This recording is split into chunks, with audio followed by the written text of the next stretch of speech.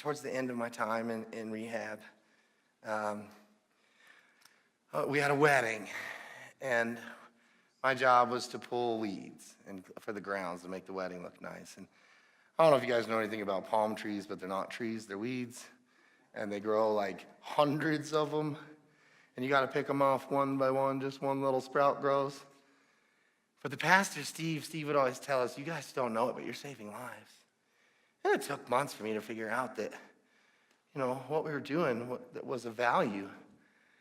And so me and this guy were just sitting, man, hands and knees, and we're picking these palm trees, one little sprout at a time, for hours. And he looks at me, he says, Anthony, this is awful. This is the worst thing ever. I said, yeah, man, this is pretty royally bad. And he said, man, I don't think I can do this. And I looked at him, I said, okay, you got 2 kids, right?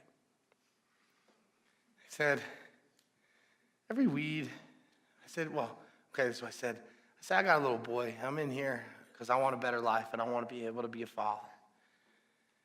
If my son's life depended on me pulling these weeds, I could pull weeds all day long. I could pull every weed in this whole neighborhood. I said, every weed that you pull, it just makes you more dependable, builds your character, makes you more trustworthy. These are all qualities that you need to see your children, to be a dad. These are the qualities that your children need. I said, this is what we do. We give our lives away.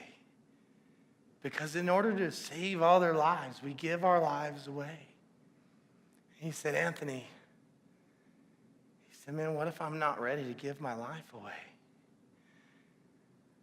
And I said, the good news for you is all you got to do today is pull these weeds. I'm not asking for you guys to go to Asia with me. I'm not asking for you to evangelize the streets or prepare a sermon or start a church. I'm just asking you to look for somebody cutting down a tree. I'm asking you, pull some weeds. Find somebody you hadn't thought of in a while and write them a letter.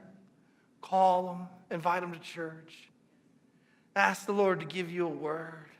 Stand up in front of there for 40 minutes before church and say hi to people and genuinely try to find out who they are.